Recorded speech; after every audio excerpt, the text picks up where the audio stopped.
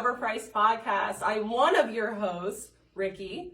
This is Ashley and Ryan. They're not co-hosts, but they're rather existing hosts beside me. We're partners. Right, Ryan? Partners it We're is. partners. Absolutely. Right. We have a very special guest today, Miss Amy Jo Riley. Yeah! Welcome. Amy Jo, you've been an RN for what, 20 years? 23 years? It's my 23rd year this Yeah. year. Wow. Congratulations. That's awesome. It's incredible. Yeah, personal friend of mine. We've been kind of touching on post-holiday blues, things like that, mental health. And we didn't feel comfortable going too deep in on it without somebody who was an expert. She has many years of like psychiatric nursing in a psychiatric facility, but she is the first person who popped into my head because she's that girl. She's a true mental health ally. And she's just a warm person. Makes you feel good. Awesome. I already get that About vibe. anything. Yeah. She never makes you feel bad about anything that you have. So without further ado, we're going to jump into our questions here. We have a couple of them, and Yes. we're going to jump into it because I feel like once we start talking about this stuff, it might get a little lengthy. First, Miss Amy Jo, why do you think mental illness and substance abuse increases during the holiday season? Okay. So, I took some notes on this because I wanted to be able to follow a certain train of thought. Okay. And this is how I really feel about this kind of topic in general. Okay. And I think that it's not the mental illness Right. that is necessarily increasing during the holidays, but it is something that in my training, a little bit of a backstory. I have a certification from a place called the Crisis Prevention Institute, and I was an instructor for them for a long time. And it teaches verbal de-escalation, some physical de-escalation, but it teaches you how to interact with someone in crisis. Oh, good. And how to meet them at whatever behavior level they're at to intervene appropriately. Right. So what this takes me back to is a term that they use called precipitating factors, which is a very fancy term. But it's kind of along the lines of your trauma or your baggage, things that you carry with you, excuse me, on a daily basis that have an effect on how you interact with others, how you interact with the world. And a lot of times it's not something that me as a person meeting you for the first time can change. Right. So everybody's carrying around this sack of things that they've got going on. Things in their childhood, maybe things that that's going on at their job, in their family, maybe they're tired, sickness, all these things that people carry around, and that affects how you interact with the world. Okay. And one of those precipitating factors really can be the holiday season in and of itself. I think the holidays are their own kind of precipitating factor because the holiday puts a focus on some things that may be issues for certain people. We have a big focus on family. You have to get together with your family. And a lot of people don't have great relationships in their family, or there's one or two people that they've been treated badly, or, have a poor history with. And society tells us that's your family. Like, you should spend time with them because that's your family. Isn't that the truth? Mm-hmm. Yeah. And that's... I'm not allowed to swear on here, right? You just no You're F word. Other than that, we're good. Okay, so that's bullshit. Right. If someone has a negative effect on your mental health, you're absolutely, you should be guarding your own mental health for you, for yourself. I kind of started that process for my children because I wasn't going to make them like, oh, you're going to hang out with this person. Yes, they treated me like trash when I was a kid, but that's your so-and-so. So you have to have a relationship with them. Absolutely not. Absolutely not. And so we put people into these situations where, there's financial stress. You want to buy gifts. You want to participate. You want to, have the tree and the presents and the decoration, and it's just an overall very stressful time. And it also can bring up some other things going on, like maybe it's your first Christmas without a loved one, without a parent. Like, it just brings in so many emotional factors that it's its own, entity. And sometimes people are, 364 days out of the year, they can rationally detach, they can function in their own environment, and then you push them into this environment that is so stressful and so chaotic, and not everyone has the coping mechanisms in place to kind of deal with that. So when we talk about alcohol or increased substance use around those holiday times, I think it really goes in two ways. Drinking around the holidays can be celebratory. Yes. There are people that, they have their glass of champagne on New Year's Eve and that's the only drinking they do.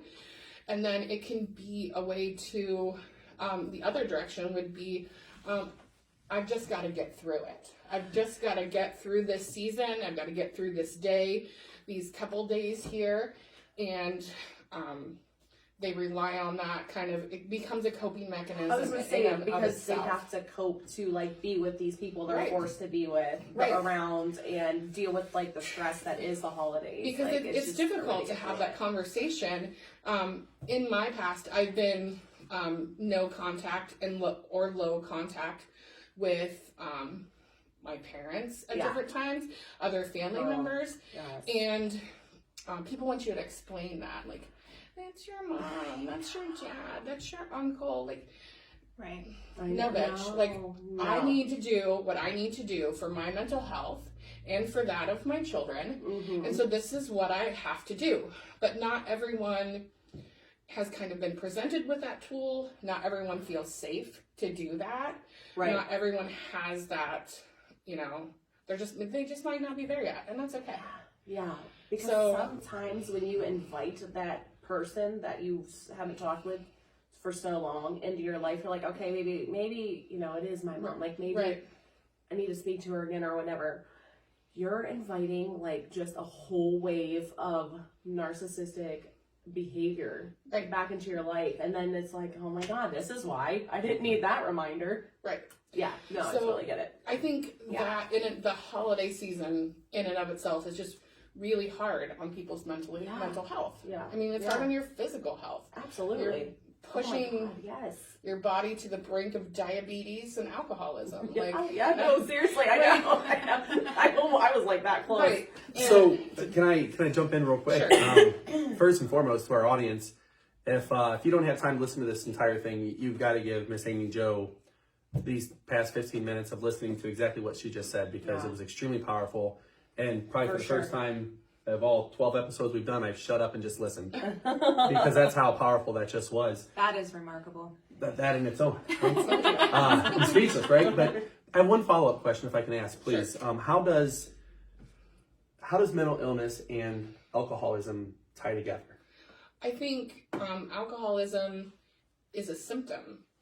I was having a recent discussion with a patient that had an acute crisis, a loss of a spouse, a really strained conflict with a close family member, and was in a place where they felt like they couldn't be on this earth anymore. And they survived that incident, and they were getting ready to go home. And they were talking about, the drinking and the alcoholism, and something that was in their discharge instructions was just don't drink. And that's not going to get you where you need to be. They had given other resources, but I said to her, the drinking is a symptom. The drinking is a coping mechanism, and quitting drinking alone is not going to fix the root of the problem. I think a lot of people either don't have the resources or have never been presented with another way of coping with things. Maybe this is what they, saw patterned in their life and other people around them, and they don't know any other way than alcohol or some type of substance. Right. And it's everywhere. It's Sure. easily Oh, yeah. attainable. It really is. Yeah. And so it's when legal. I see them go hand in hand, I see that more as a coping mechanism rather than like a root cause. Okay. Interesting. That makes so much sense.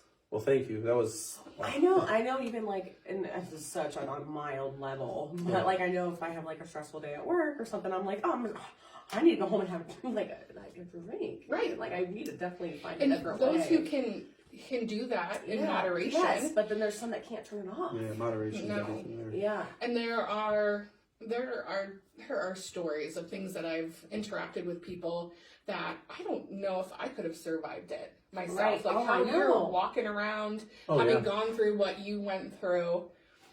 I don't know how I would have done it. And I told this lady, I said, everyone walking around is one major crisis event from needing some type of mental my God. health intervention Yes. themselves. Absolutely. Yeah. Yes. You know, like something could happen to me and I would be able to handle it. Something happening to one of my children, just I don't know how I would cope. I can't You Correct. can't until you're there. wrap but, my like, head around that. Yeah. So I don't like to use the terminology like crazy No. or things like that. She's like, "Am I crazy now?" I'm like, "You're No. not. You're not crazy." I said, "Shit happened to you," Mhm. and like that, and that sucks, and that's awful. Yeah. But it doesn't mean that you are worth any less. No. Yeah. And I always try to Yes. advocate. I've been doing it in my nursing career from the very beginning. I try to advocate for those that have some type of mental health issue, diagnosis, that they are just as worthy of attention and care as someone having a heart attack or a stroke Yeah. or Yeah. whatnot. Like, It can turn into a crisis quickly. It is a Mhm. crisis. Yeah. Yeah. I've So definitely seen it. that actually ties into the next question: finding the care for folks. So, Yeah. Amy Jo, what is your overall opinion on the recent changes with the Springdale Health Center, and how could it potentially affect the ER and/or care in general? okay, so I wanted to make sure that I had the facts Of course. about this. So I contacted, I know someone that works everywhere, I'm sure in healthcare, and they put me in touch with someone that can give me some facts.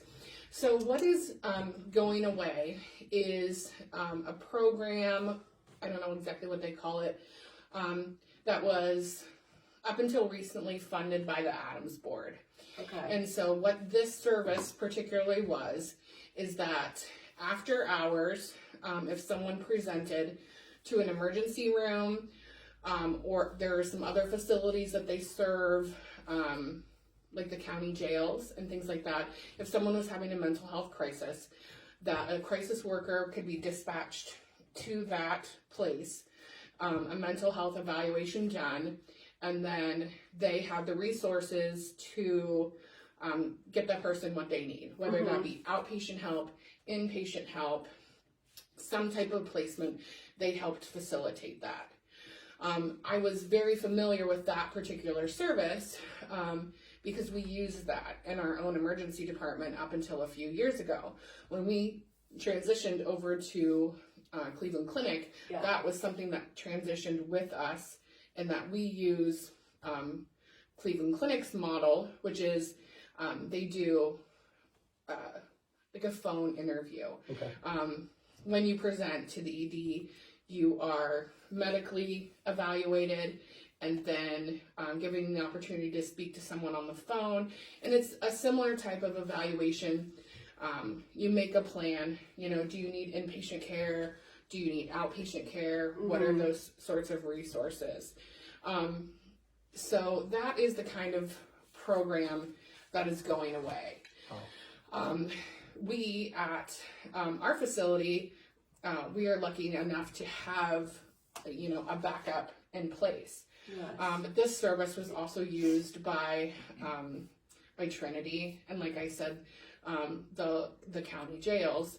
And so I'm not sure what their plans will be, if it'll be, if they're at the jail, they could easily present to the ED, which they do at times, but it's that after hours bit that'll be going away. But they still, I have to catch myself from calling them CMH, because I called them CMH for so long. I know. They do have other services that are 24 hours that are not going away. So they're going to maintain their 24-hour crisis line. Oh, good. So that's still going to be in place. And then they have always had, and I don't know if everyone's aware of, they've always had a 5-bed crisis unit that runs 24 hours that they are able to do some inpatient care at Springvale, and that's staying intact. That's as wonderful. well. That's good. That's so good. So it's So what's happening, and I discussed the kind of the lingo that I think people are getting hung up on is urgent care, stat care. yeah. We think, broken bones, bandages, stat care. Right. And what this rapid care center allows them to do is to have a patient come in when they're having a mental health crisis. They can be evaluated medically, because there are medical conditions and medical things that go hand in hand Yes. with some mental health things, and they are able to kind of do both. So the piece is okay. Yeah. So, and that's a normal process to us. The first step in evaluating somebody is that medical clearance. We make sure that there's nothing going on with you. You don't have an infection. An electrolyte balance can alter someone's mental state. Yes. A lot of things can be going on. Once we can rule that out or rule it in, then we can treat from there. Right. And so they are going to have that ability, which is nice. So nice. That they can do some of that medical part as well. And then they still continue to have their crisis staff that will be able to meet with people and do those face-to-face evaluations and get them the resources that they need. That's so nice, because I know, like, if you go into the ED or when you get admitted up on the floor, like, you always, no matter what, get asked basic mental health questions. So why not the other way around too? Yeah. Like, Right. no matter what, like, do you feel safe at home? Are you, feeling sad? Or, you do get a little bit of a mental health eval, no matter what you do when you go to the hospital. Right. So that is actually fantastic. Right. We've really gone into more, this is a little aside, but the practice of asking those questions. It used to be that it was very much like, I don't want to ask them if they're feeling suicidal, because that'll make them suicidal. It's not. No.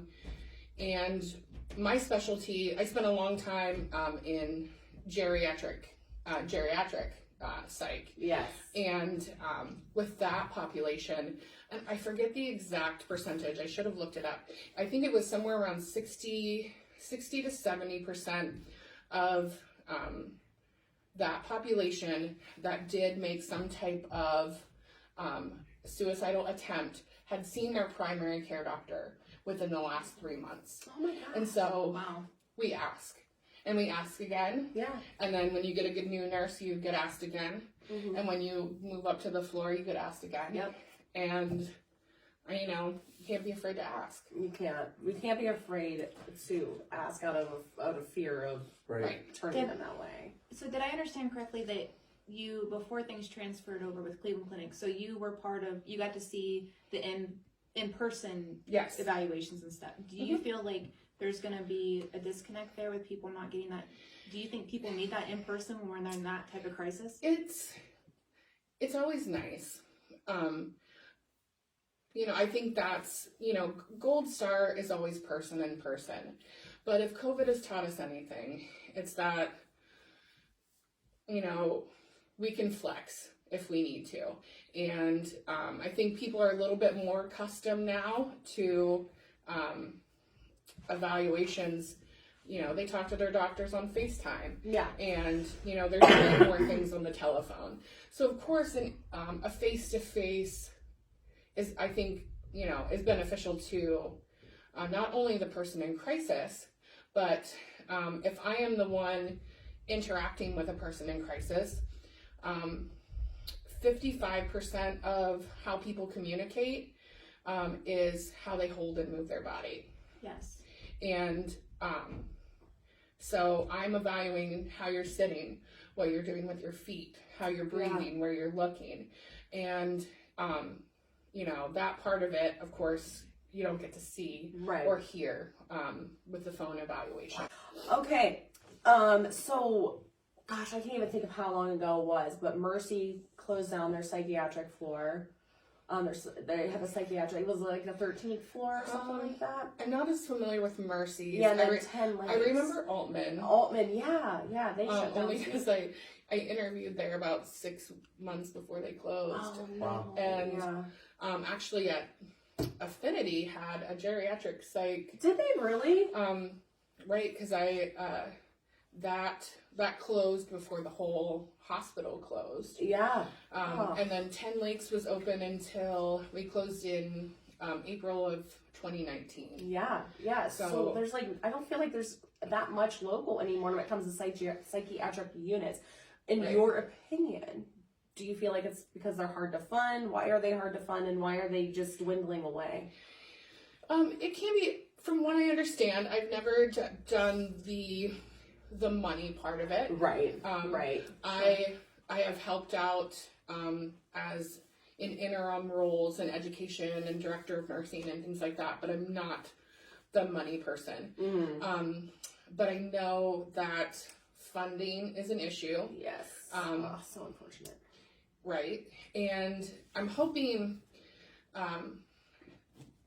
that gradually, so the insurance, it goes back to your insurance as well. Like, your insurance has to be at a place where they take things seriously in order to approve an inpatient stay. Yeah. Approve, you know, these medications that can be hundreds of dollars a month.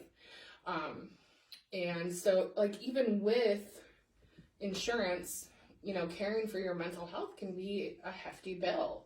Yeah. It can be. It's wild how much you have to pay for just like one therapy session, and insurance is so hard to fight with anyways, because it's like their job is to try not to cover stuff and like to circle it around 11 times before they say okay. And so I can't even imagine, like, for, you know, mental illnesses and psychiatric illnesses, like how hard it is to battle that out with them. And that's so those facilities do tend to, I think, just be in a larger area where, you know, the population can support, or the taxes can support that type of facility. Like, we have a lot of in-network that we kind of go to now that we are Cleveland Clinic. But kind of our area is, we kind of sit right there between Cleveland and Columbus. And so kind of lucky for us that it's not, I mean, it could be much worse as far as the span of how far someone needs to go. But we sit in a decent area that generally you can go about an hour either way and find something that works for them. Wow. Oh wow. Which, I mean, I guess, I don't know if surprise is the right word, but mental health is becoming more of a topic. It's not like this voodoo thing anymore. And so the fact that we're losing funding for it when it's an issue in all ages. I mean, there's children. Right. They're We've lost facilities, but we've also gained facilities. Like, we have our own, you know, addiction center, the Bluffs. That's not the name of it now. It is. It went back to the Bluffs. Did it go? Yeah, it was like Bluffs, then something else and something else, and then it went back. The old Atwood Lodge. So right. So that has come, and I have not. I know of some newer facilities, Canton Wise, Sunrise Vista, and places like that. So I think they kind of wax and wane. Like, maybe we don't see the inpatient units in a hospital so much. Right. But I think the amount of freestanding places for mental health, even if they're not inpatient, I think there's been an increase there. Good. And if we can treat a lot outpatient, then Thank God. that would be great. Yes. Right. So as much as I've seen the decrease, I've seen an increase in the counseling places that are available, you know, just the places that you can go to get help. Yeah. That's awesome. That's wonderful. So hopefully you all heard that. Yeah. They are here, and if you need Right. somebody. Put it in the Google Maps And they're just everywhere. a list. Okay, Yeah. good. And that's what I had done for this patient the other day. She was concerned about having Medicare, Medicaid. And usually on like the Google list, like right there, It'll say Medicare, Medicaid Medicaid, accepted. Medicaid. Yeah.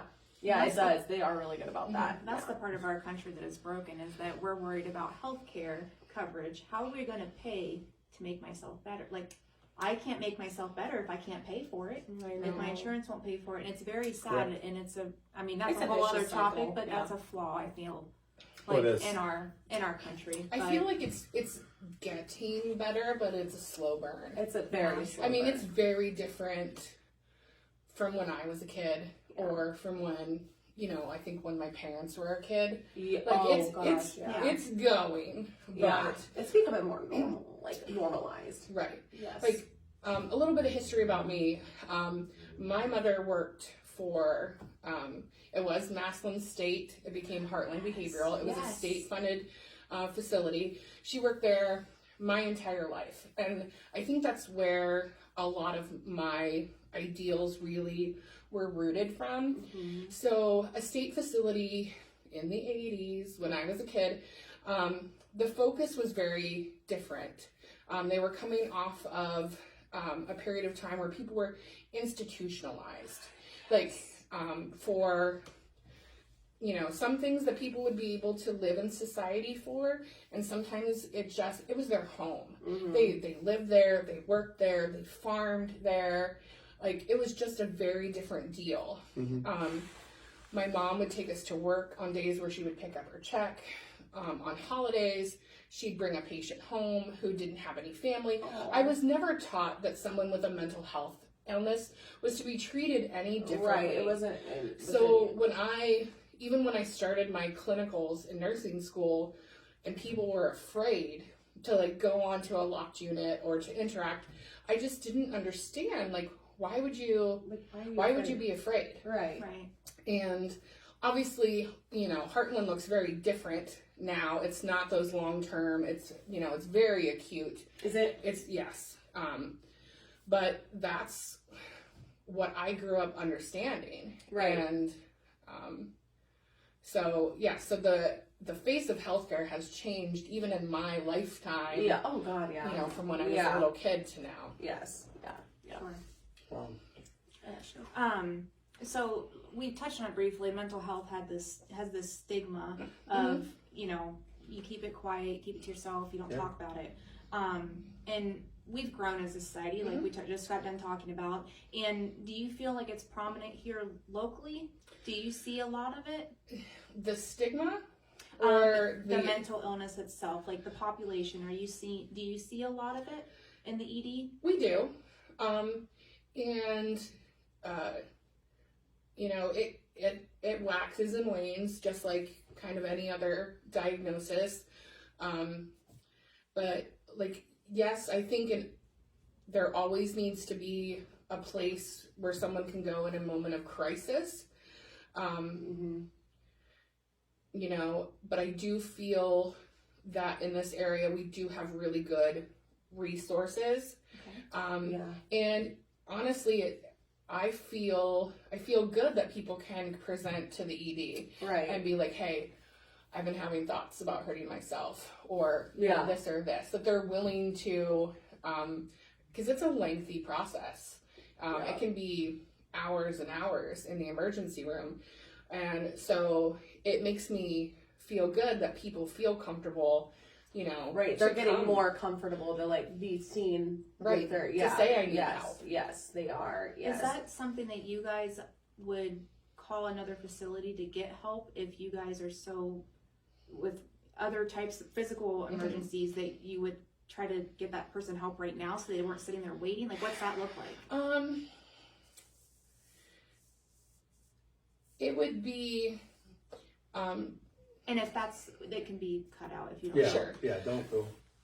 I mean, every situation is kind of different, but we flex to accommodate, and that's, with anything that comes in. So if we have, 5 people in the emergency room that are being evaluated psychiatrically, then, we do it. Just like if we have 5 people having a heart attack at the same time. Yeah, you just handle it. So we don't stop people at the door and be like, here are some other resources. Yeah. We try to expedite that process, For them. But do you get called on specifically sometimes? Because I know you're in the float pool now, but like, do they call you down? Because I feel like that's what I would do. I mean, like, there are times that the nurses who know me and kind of know how I handle things, if they have a particularly difficult patient, I've been called to have conversations and try to like de-escalate a situation. Yeah. I've seen you do it. It's a gift. It's a skill. It is such a skill. It's a skill that can be learned. Yeah. Some people are kind of natural. They can walk into a situation and kind of de-escalate it, but it's also a skill that can be learned. And that's in the class that I taught. That was a certification that we had to have at 10 Lakes, and then actually, after 10 Lakes closed, I was the CPI instructor for Mount Carmel Behavioral Health in Columbus for 3 years. Nice. And so you can teach people to be aware of these things. Yeah. You have to have self-awareness, and you also have to be willing to like really pay attention to the other person. Right. Right.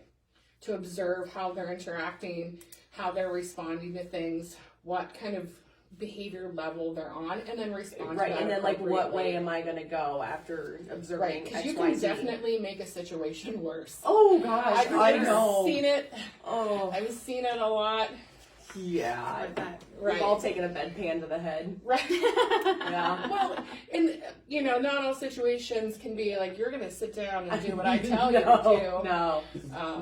No, yeah. That doesn't always end Doesn't well. always, no. Mm-mm. Not everybody responds that well. No. Wow. Yeah. So you've got to instruct and actually be in like the so-called trenches. Which one do you like more? It's What hard to fills say. your cup more? I love teaching. I love that moment when, especially when I was teaching at Mount Carmel, when I would have employees come back, for their yearly certification and talk about, situations that had happened or how they used their skills. Because these type of skills that I was teaching, yes, I was teaching them for their job, but they're life skills. Because you interact with people in crisis in your own household. Like I had 2 toddlers and a teenager at one time. Like my entire household was in crisis. But like you run into people in crisis at the grocery store, people losing their shit at the gas station. Yeah. Like there are crisis events, and being able to verbally interact with someone and de-escalate a situation, and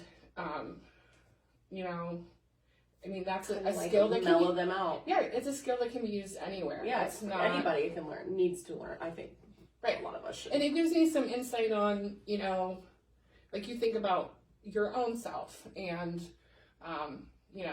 what you bring to the table. And I have to, rationally detach, the stuff that I'm carrying around and not let that negatively affect any situation that I what walk you're into. helping with. Sure. Right. Very good. Very good. My gosh. I know. I know, I'm I so have- cool, aren't I? Listen, You are. You are. I feel like Listen. I need to I knew it. get my debit card out. Like I need to talk to you for a couple hours. We got some shit to discuss. I've got so many questions, and I got 4 little boys going running around. So Right. the crisis mode I can relate to. It's a Right. wonderful thing, but it's a hectic, no doubt. Do you make house calls? I mean, there's so much. Credit card swiper. Right. Yeah, I know. I mean, there's so much to unravel there, but ultimately, guys, again, a huge thank you to Miss Amy Jo for joining us so much today. This has been outstanding, and my goodness, I feel like we need a part 2 so bad. I know. Maybe we because will. I could talk about this. I feel like I there's know. for days. There's so much. Yeah. to unravel, and Yeah. I loved it. oh my gosh, let me say this. So obviously, it's something we do on every episode, but the Think Different 30, and we're going to take a little bit of a more serious approach to the Think Different 30 today, where we're going to ask Amy and Joe here 2 questions, and we call it the Think Different 30 because we like to take like 30 seconds to kind of answer. Look at that energy. She's ready to So go. with that being Right, said, right. Bring it on. first and foremost, the difference, in your opinion, between anxiety and depression.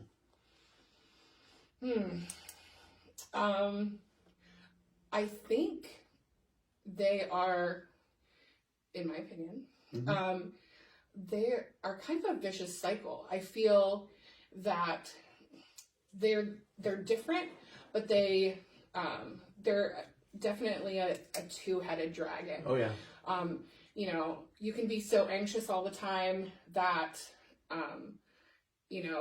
then you think like, oh my gosh, I'm such an anxious person, and then you're nervous, and then you're sad about it. Right. And sometimes like the sadness, you can have so much trepidation about just getting out of bed. Right. And that can be, I think, from depression or anxiety. I think they just are 2 heads on They're the like same holding body. hands, and it goes. It's like a it teeter peaks totter. Right. Yeah. to anxiety, and then it becomes so exhausting that it goes down to depression. Right. Is it fair to say at all, depression can be more geared towards your past, anxiety to your future at all? I could see that.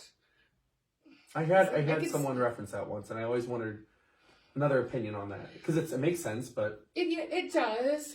I think in some situations it could be. Yeah. If a past event is really that precipitating factor for Right. you. But I also think people can have, not the best view on where their life is going. right, And that's that okay. can also be depressing. Same. And the fact that, I have a depressing future could make me a little anxious. Right. Right. And Makes so sense. I definitely could see for certain instances, like this happened to me and it really sucks and, I'm trying to move on from it. Right. But I could also see it another way as well. Wow. So What a good clarification though for our audience, though, to kind of. Yeah. Love it. You don't always have to. Yeah. Yeah, no, No, yeah. of You're course. like me, I always like qualify It's everything. a damn good opinion, though. Yeah. With that being said, last one here. Sent my wife something last night as I'm sitting on my phone, and from a TikTok doc. Go figure, okay? I love them. But So much. a reference was made that children who are exposed to cell phones at a young age are far more likely to have a mental health illness eventually. Any opinion on that? I think, in my opinion, that any type of overexposure or overstimulation in one area could have an effect on future mental health. Yes. And what kind of just popped into my head first were stories of gymnasts, like that have talked about negative experiences because their whole entire childhood was focused towards this training. And that wasn't a cell phone. No. But I could see how it would have an impact on someone's mental health. So I think not making sure that your children are getting kind of a well-balanced childhood. Yeah. That, yes, the phones can be great, and I think my kids learn a lot from some of the games and the things that they do. But making sure that that's not their only outlet for things. Makes sense. Right. Because I think focusing on just one thing, I think that could definitely have some type of outcome on someone's mental health, no matter what it is. Yeah, too much of anything I don't think is good. Especially like your kid, it's fine if they're on their phone, but like maybe an hour at a time, and then make them go do something with their hands, and then maybe I totally get what you're saying. Yeah. But I also have the opinion, children being diagnosed with mental illnesses earlier, I think is a natural, instead of ignoring things until, wait till you're older or whatever, it may just They'll be that grow out of it. Yeah. that we're recognizing things in children Yes. that we ignored before. Yes. And so, It just happens to be the era we're recognizing it. right, Love it. right. So whether it was their phone or not, Love that. Thank you. in You my just- opinion. in my opinion, not facts, my opinion. Her opinion. Well, folks, that has been enlightening. It's been incredible. Very good. Certainly one of my favorite episodes Yeah. as far as just Yeah. being educated on such an important topic that we all deal with, I think, on a daily basis. Whether it's us personally or family members or friends, Yeah. I think it's something we all kind of go through. So with that being said, I just want to give another big thank you to our wonderful host today, Amy Jo. She's a rock star and kicked ass today. So Yeah, she did. Yeah. thank you, Amy Always. Jo. Always does. Wow. Nicely done. Yes. Yes, Nicely thank done. you so much. Listen, to our audience, like, follow, subscribe, The Overpriced Podcast. We are on Facebook, on YouTube, and Spotify. Please like, please share, get it out there for us. We have an exciting year ahead. We have so many special guests lined up, and hopefully Amy Jo once again. Yeah, we'll get her on for again. sure. But Hope so. you right? Yeah. Hey, thank you again. Happy New Year, and see you next time. Bye. See you guys. Thank See ya. you.